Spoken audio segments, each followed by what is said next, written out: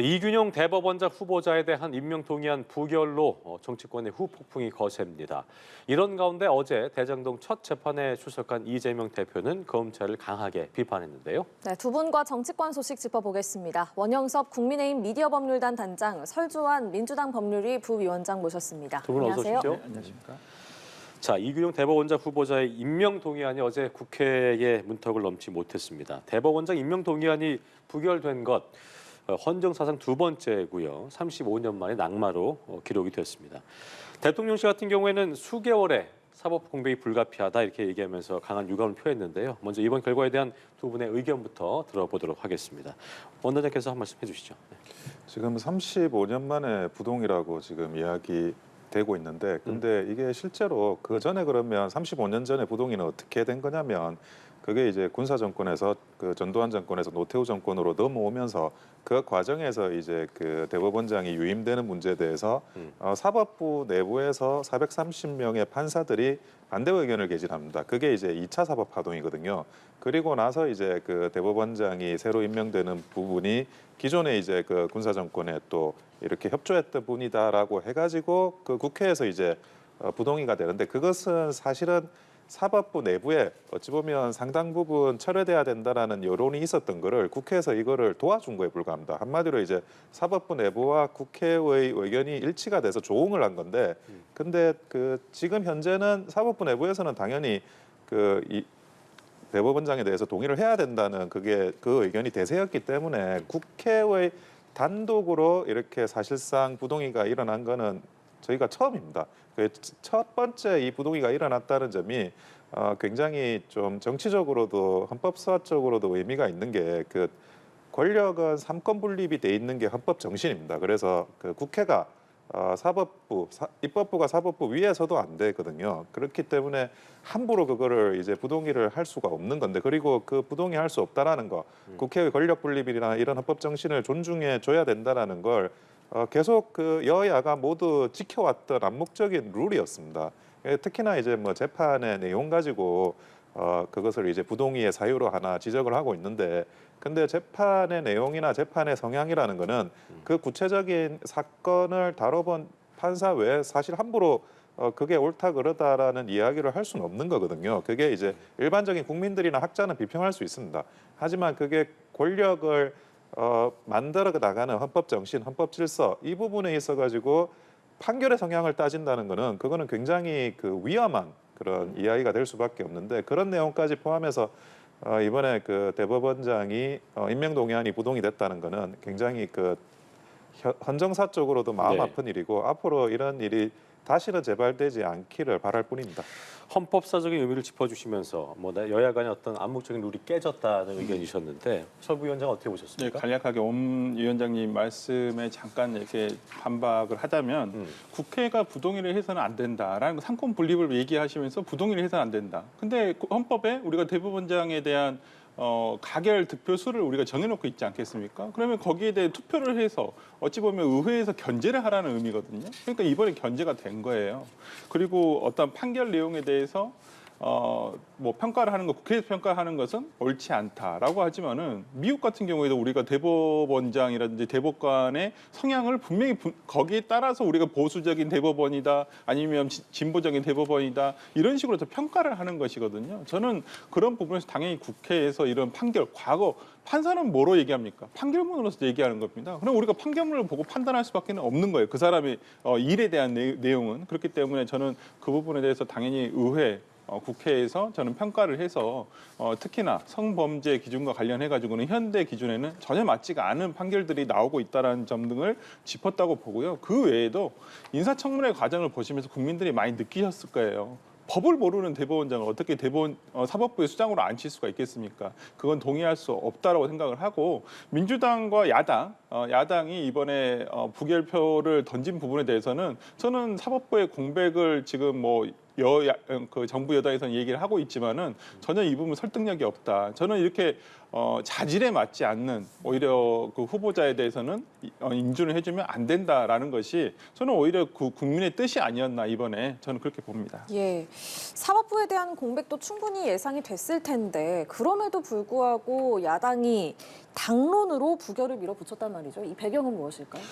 이번만큼 민주당이 가급적 당론을 정하지 않아요. 보통 인사에 관한 투표 같은 경우는 대부분 자율투표라고 합니다만은 이번만큼은 어찌 보면 의원들의 총의가 모아졌다. 물론 예. 그 개중에는 반대하신 분도 있었다는 것은 압니다만은 어찌 되었든 간에 의회 정치를 하는 입장에서는 당론으로 정한 바에 의해서는 전부 다 따라줬단 말이에요. 이번 표수를 보더라도 저는 사법부의 공백, 뭐 지금 대법원이라든지 정부 여당에서 얘기하고 있는 것이 뭐 전월합의체라든지 뭐 법과 임명이라는 대행하시는 분이 있습니다. 선임 대법관이 대행하실 수가 있으세요. 그렇다고 한다면 대법원장에 대해서 정부 여당이 할 일은 뭐냐? 누가 봐도 국민들이 봐도 아니면 의회에서 평가하기에도 야, 이 정도면 정말 대법원장으로서 어울릴 만한 사람이다라는 후보자를 빨리 국민들에게 제시하는 게 옳은 일이지 이걸 가지고 사법부의 발목을 잡는다. 사법부가 지금 파행될 수밖에 없다. 이런 얘기를 투덜투덜 할 때가 아니라고 전 보여요. 그렇기 때문에 저는 이미 어느 정도는 그 이균용 대법원장 후보자에 대한 부결에 대한 그 야당의 기류가 있었다는 것은 저는 정부 여당에서 어느 정도 감지했을 거라고 생각을 하고 그렇기 때문에 저는 뭐 제2의 아니면 제3의 후보군 중에서 정말 그 누구나 인정할 수 있는 특히나 국민들이 인정할 수 있는 대법원장 후보자를 빨리 제안해 주셨으면 좋겠습니다. 예, 어떤 말씀 주시겠어요? 저는 이제 그 이전에 김명수 대법원장 관련해서도 갖가지 문제가 있었지만 결국 이제 그 권력 분립이라는 그런 정신을 존중해서 국회에서 이제 동의 처리됐다라는 말씀을 드리고 싶고요. 그리고 누가 오시더라도 김명수 대법원장보다 못하기도 사실 힘드세요. 그러니까 그런 분을 그 김명수 대법원장과 비교해서는 월등히 훌륭한 분을 모셨는데 지금 민주당에서 뭐 부동의를 했으니까 뭐 어쩔 수가 없는 상황이고요. 근데 이거를 당리당략적으로 민주당이 부동의를 했다라고 저는 보는 게 정성호 의원이 이야기를 하세요. 그 어디 프로그램에 나와가지고 국민의힘이 이상할이 많지 이제 대법원장을 방어를 하지 않는다. 그리고 이제 뭐 시중에서는 희생양이란 말도 있다. 이런 이야기를 하시는데 근데 그 직전에 이제 보시면 이재명 대표가 민생영수회담을 제안합니다. 당연히 그 민생영수회담에서 그 반응은 차갑죠. 뭐 대통령실도 차갑고 국민의힘도 차가운데 저는 결국에는 그 민생영수회담을 받지 않은 거에 대한 어떤 보복 차원에서 지금 그 대법원장을 부동의한 게 아닌가 그렇게 보여지고요. 자 보시니 그 민생영수회담이라는 것 자체도 뭐 민생이라는 단어만 붙었지 많은 사람들이 사법거래의 의도로 지금 이재명 대표가 영수회담을 제안하지 않느냐라는 의혹을 가지고 있는 판에 결국 그런 사유로 해가지고 그 대법원장을 부동의를 했다라는 건 뭐 말로 할 수는 없는 이야기겠죠. 저도 이제 추측하는 이야기지만 그런 차원에서 이 부분을 가결로 밀어붙이지 그 부동의로 밀어붙이지 않았냐라는 생각이 들고 그러면 비명계는 왜 그랬느냐 하는 부분이 있어요. 사실은 그 친명계 같은 경우에는 그 대통령과의 영수회담이 목적이었다면 비명계 같은 경우에는 이재명 대표에 대한 구속영장 재청구의 가능성을 보지 않았나 하는 생각이 들어요. 그러니까 결국 이제 그 사법부의 위상을 그 굉장히 땅바닥으로 떨어뜨리는 행위거든요. 이 부분에 대해서 이제 사법부 내부에서 뭐 법관들이 어떤 여론이 악화될 가능성이 충분히 있습니다. 그것이 이재명 대표에 대해서 그 구속영장 재청구가 됐을 때 결국 이제 그 새로운 그런 그 이재명 대표에 대한 그 지위를 박탈할 수 있는 돌파구로 생각하지 않았나라는 추측이 들고요. 그 부분에 대해서 사실은 그 2시간 전에 뭐 기사로 단독 기사가 나옵니다. 이게 특종인지 뭐 오본지는 모르겠지만 검찰 내부에서 이제 구속영장 재청구를 할 계획이다라는 기사가 나오는데 근데 그 부분도 좀 고려를 해볼 필요가 있고 그러니까 하나의 사안에 대해서 친명이든 비명이든 계산은 다르지만 동상이몽적으로 그 동의를 한 어떤 그 부동의에 대한 그런 이제 전국적인 판단을 한 게 아닌가라는 추측이 듭니다. 이게 보니까 대법원장 지명 절차를 처음부터 시작해야 된다는 점을 고려하게 된다면 사법부 수장 공백 사태가 길어질 거라는 뭐 예상이 나오고 있는 상황인데 대통령실 입장에선 뭐 굉장히 강한 그 입장을 내놨죠. 국민의 권리를 인질 잡고 정치 투쟁을 하는 것이라고 말할 수밖에 없다. 그리고 사실 대통령실 입장에서는 후보자를 원점에서 새로 검토하고 물색할 수밖에 없다면서 뭐 즉시 임명하기 어려운 상황이라고 했는데 사법 공백 사태가 뭐 우려가 되는 상황이거든요. 어떻게 좀 이걸 헤쳐나가야 될지, 어떤 상황으로 좀 흘러가게 될지 전망해 보겠습니다. 사법부 내부에서 이제 인사 문제나 뭐 대법관 제척 문제나 복잡한 이제 절차들이 남아 있어요. 그게 대법원장이 안 계시면 할 수 없는 절차들이고 대행으로 어느 정도 이 부분을 할 수 있느냐에 대해서 굉장히 그 갑론을박이 있을 수밖에 없거든요. 계속 논쟁의 불씨가 남는 예. 그런 면에서 이제 사법부의 기능이 잠시 중지돼 있다. 저는 그렇게 이제 보는 거고. 그러나 그럼에도 불구하고 대법원장 후보자를 선정하기 위해서 조바심을 내고 빨리 해서는 안 된다는 생각을 하고 있습니다. 왜냐하면 그 검증 과정을 정상적인 검증 기간을 지켜야 되거든요. 조바심을 내고 기간을 짧게 한다는 거는 다시 이야기를 하면 검증을 좀 기간을 줄인다는 거예요. 그러다 보면 반드시 또 그와 관련한 문제가 생길 수 있고 그게 새로운 꼬투리로 전개가 될 수 있기 때문에 절대 이제 빨리 진행하지는 않았으면 좋겠다는 게 제 생각이고 두 번째는 그 민주당의 내부 사정이 바뀌질 않아요. 예를 들어 뭐 그 이재명 대표가 계속 이제 영수회담을 그 전에 6번 요구하듯이 7번, 8번 요구할 가능성도 배제할 수 없고 그리고 이제 그 비명계의 그런 어떤 입장이 아까 그 부결과 관련했던 그런 이제 입장이 또 변동되질 않아요. 이런 상황에서는 새로 이제 그 동의안을 올린다고 하더라도 비슷한 상황이 전개될 가능성이 높고 그리고 세 번째는 사법부 내부 문제입니다. 제가 이제 그 가인 김병로 초대 대법원장 이야기를 할 수밖에 없는데 그 후진국에서 사법부가 독립되는 그런 이제 위상을 만들었던 그 기여는 가인 김병로의 초대 대법원장의 기여가 절대적이었어요. 근데 그건 왜 그러냐 그러면 정치로부터 독립된 사법부의 위상은 정치력이 뛰어났던 초대 대법원장의 가인 김병로가 있었기 때문이거든요. 가인 김병로가 본인이 독립운동가였고 뭐 그 독립운동가들을 무료 변론했던 사람입니다. 그러니까 웬만한 이제 그 국무위원들은 다 가인 김병로 그분한테 신세를 지셨던 분들이에요. 그러다 보니까 이 사법부 수장이 후진국이었지만 그 이승만 대통령하고 같이 계속 판결 가지고도 싸울 수 있었고 그 과정에서 사법부의 독립이 지켜졌거든요. 근데 여기서 그 과연 그 사법부가 자체적으로 정치적 위상을 그 찾으려고 하는 진정한 의도가 있느냐? 그냥 뭐 본인이 생각하는 개통 철학을 판결문에 쓰는 거 그런 이제 정치질 말고 정치로부터 독립된 사법부의 정치력은 무엇이 돼야 되는가? 거기에 대해서 이제 사법부의 수뇌부들이 좀 그 고민을 더 해야 되는 문제가 있을 것 같아요. 그래서 그 부분에 대해서 조금 더 시간이 걸리는 문제라고 저는 생각을 하고 있습니다. 권한대행 체제가 불가피한 상황인데 이렇게 대법원장 공백입니다만 다음 달에는 헌법재판소장 임기도 끝이 나기 때문에 네. 이게 이제 자칫 뭐 양대 사법기관 수장의 동시 공석 가능성도 배제할 수 없는 상황이어서 어떻게 좀 흘러가게 될까요? 그러니까 임명 제청권자가 누구시죠? 대통령이세요. 그럼 대통령의 그다음에 그 대통령에게 예를 들어서 인사 추천을 하는 사람이 누구예요? 법무부 장관인 한동훈 장관이에요.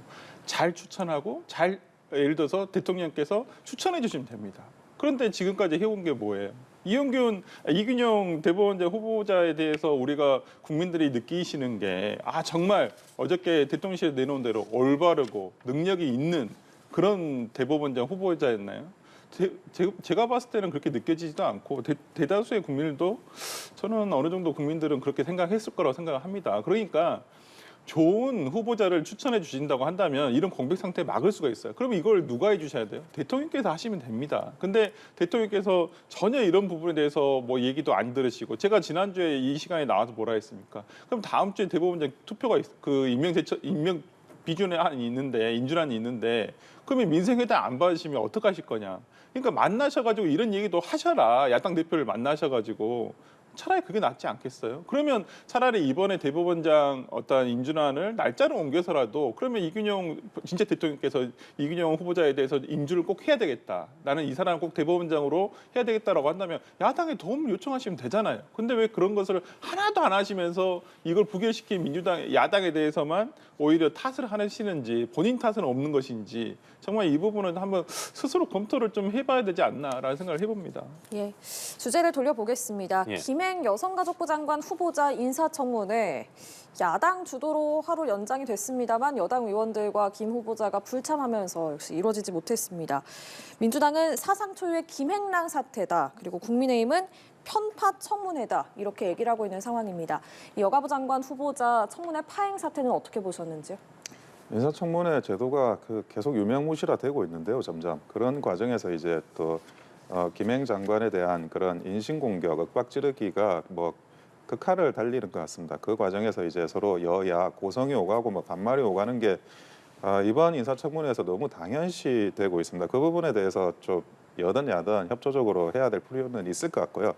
근데 그럼에도 불구하고 김행 장관은 이제 싸울 때 싸우더라도 그 국회 내에서 인사청문회 내에서 싸우는 모습을 보여주는 게 더 맞지 않았을까 하는 아쉬움이 있습니다. 그리고 앞으로도 그런 이제 해명해야 될 부분들은 또 인신공격을 받더라도 또 정확하게 해명하고 근거도 또 제시하고요.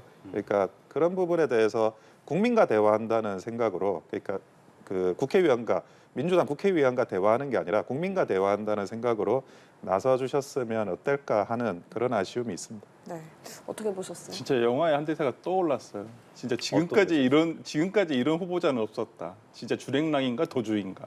정말 사상 초유예요. 보다 깜짝 놀랐어요. 저도 이번 그 김행 후보자에 대한 인사청문회가 워낙 뜨거웠기 때문에 뭐 저도 좀 이렇게 중간 다 보지는 못했으면 거의 막바지에 이제 퇴근하고 이제 봤었는데, 아예 갑자기 나가시더라고요. 이게 저는 무슨 상황이겠어요. 그래서 다시 열리겠지 했는데 아예 이제 그 뒤로 끝내야 버리시더라고요. 근데 어찌됐든 간에 참 이렇게까지 이런 후보자에 대한 의혹이 있는데도 불구하고 여전히 본인도 사퇴를 하지 않고, 그다음에 지명을 어떤 한 대통령실에서도 지명 철회를 하지 않는, 저는 참 이해할 수 없는 상황이다. 오히려 이 정도까지 됐다고 한다면 오히려 저는 모르겠어요. 김행 씨 본인이라면 저는 제가 사퇴할 것 같습니다만은 사퇴는 안 하시고 계시고요.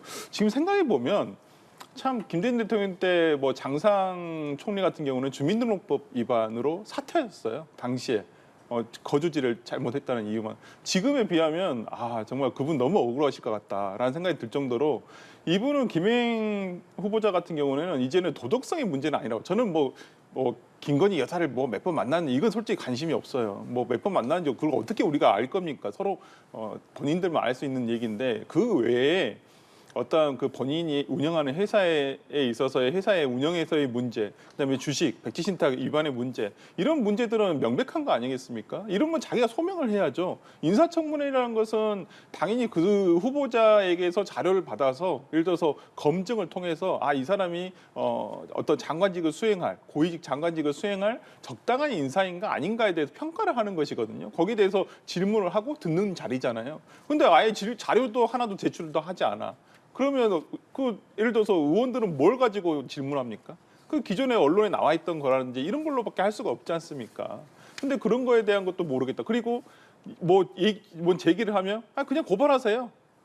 이런 식으로 후보자가 얘기하는 것이 정말 저 이번에 그 김행 후보자에 대한 개인적으로 제가 만난 적이 없어서 실망할 것도 말 것도 없습니다만은, 일단 인사청문회 좀 바꿔야 되겠다. 이게 지금 제대로 된 인사청문회인가? 그러니까 나가버려도 할 말이 없어요. 그러면 앞으로 예를 들어서 인사청문회 정권이 바뀌더라도 이대로 이 제도가 그대로 갔었을 때 후보자가 저 이제 대답 안 할 거예요. 그냥 나가버리면 어떡하실 거예요? 그럼 인사청문회 뭐하러 합니까? 이런 인사청문회.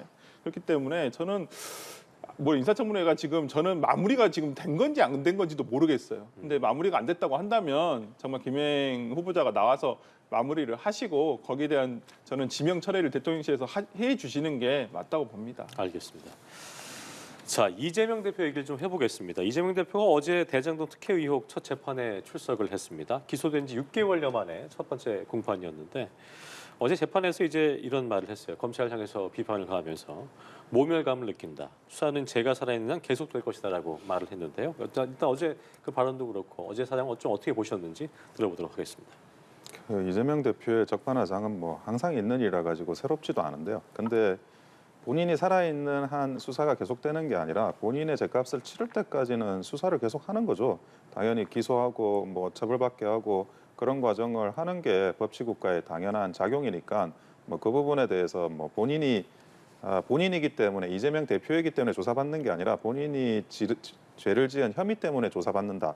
그런 생각을 하셨으면 좋겠고요. 그리고 그 검찰에 대한 비판은 뭐 어제 오늘도 아니지만 심지어 그 구속영장 결정문 비록 기각은 됐지만 일부 범죄는 이제 소명되고 의심과 관련해서도 상당한 의심이 있다라는 그런 이제 내용들이 다 있습니다. 그러면 구속영장을 그 결정문을 쓴 그 판사는 비판 안 하시나요? 근데 구속영장 기각했으니까 이익이 되니까 그냥 비판 안 하시는 것 같은데 그래서 뭐 이거는 그냥 선택적 비판에 불과하고 본인한테 유리하면 가만히 있는 거고 불리하면 비판하는 그런 것에 다름 아니라고 생각합니다. 예, 건강 상태를 이유로 어제 좀 빨리 재판이 끝이 났는데 일단 어제 첫 번째 공판 어떻게 좀 받아보셨습니까? 일단 저는 지난번 그 구속영장 기각 사유 중에서 그 이후에 후속 보도된 내용 중에서 그런 내용이 있어요. 그러니까 판사가 검찰 측에 물어봤다는 거예요. 그러면 이런 일반 지방자치단체와 그 산하 기관, 그러니까 성남도시개발공사겠죠. 그럼 대장동도 지금 성남도시개발공사에서 주도를 한 거거든요.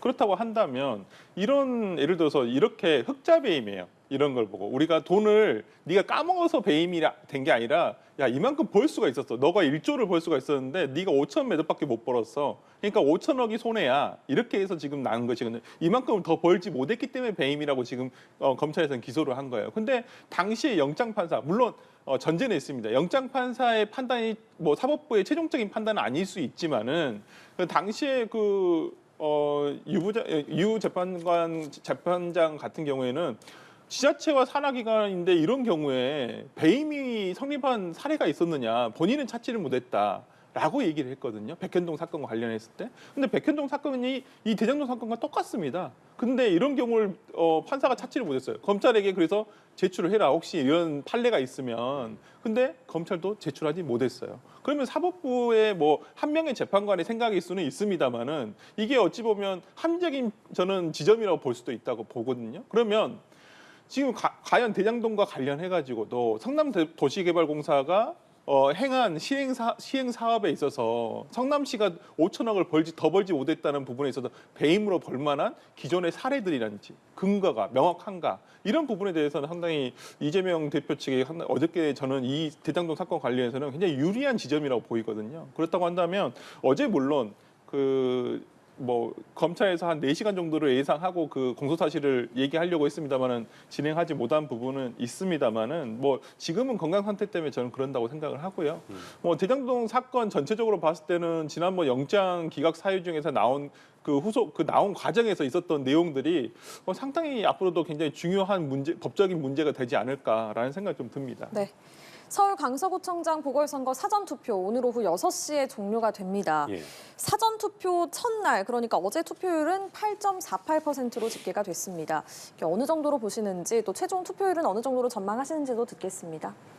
예, 보통은 이제 그 보궐선거는 투표율이 낮은 편입니다. 투표율이 낮고 특히나 이제 지금 휴일이 아니지 않습니까? 임시 휴일이 아니기 때문에 그 사전 투표일인 휴일을 낀 사전 투표일의 투표율이 결정적으로 좀 전체 투표율을 좌우하는 중요한 요소거든요. 네. 근데 어제도 오늘 또 그렇게 투표율이 높지는 않았어요. 그러니까 휴일의 그 투표율이 왜 또 중요하냐면 평소에 이제 직장 다니시는 분들, 직장 다니시는 뭐 30대 후반에서 40대, 50대 초반 요 분들의 투표율이 원래 높아요. 그래서 사전 투표율이 높은 게 보통은 이제 그 민주당에 좀 유리하게 작용하는 면이 있습니다. 그런데 이번에는 그렇게 투표율이 예년에 비해서 그렇게 높은 편은 아니었던 걸로 이렇게 알려지고 있고요. 그리고 두 번째는 지금 현재 그 강서구청장과 관련해 가지고 이제 민주당과 국민의힘이 서로가 이제 굉장한 싸움을 벌이지 않습니까? 총력전 상태에 들어가 있는 상태이기 때문에 그 자기 지지세 결집을 너무나 중요한 그런 단계에 와 있는데 어쨌든 기본적으로 이제 그 민주당 측, 그러니까 야권 측의 후보들이 좀 많은 편이에요. 좀 난립이 돼 있는 상황이라 가지고 그분들이 어떻게 표를 나눠 가질 건지 이것도 이제 주요 요소가 될 것 같습니다. 지난 대선에서도 0.7% 차이로 이제 윤석열 대통령이 당선이 되셨지만 그때 심상정 정의당 후보가 가지고 있는 그때 득표했던 득표가 2.3%였어요. 그러니까 그 표수가 결국에는 일종의 캐스팅 보트 역할을 해가지고 당락을 가뤘다고 하는 그런 의견도 있는 상태입니다. 그와 관련해서 이 구도 문제도 사실은 이 선거와 관련해서 중요하게 지켜봐야 될 부분입니다. 예. 방금 들어온 속보 전해드리면요. 예. 윤석열 대통령이 신원식 국방부 장관과 유인촌 문화체육관광부 장관을 임명했다는 소식이 들어왔습니다. 예. 네. 윤 대통령이 신원식 국방부 장관 후보자와 유인촌 문체부 장관 후보자에 대한 임명을 했다는 소식이 조금 전에 들어왔습니다. 예. 대담 저희 돌아왔어요. 네. 같은 질문 드리겠습니다. 그러니까 강서구 지금 사전 투표율이 어제까지는 평일이어가지고 그렇게 높지는 않았습니다만은 저는 오늘 굉장히 많이 하실 거라고 생각을 하고요. 어찌 보면 참 이 강서구청장 이번에 되신 분은 상당히 좋으실 것 같아요.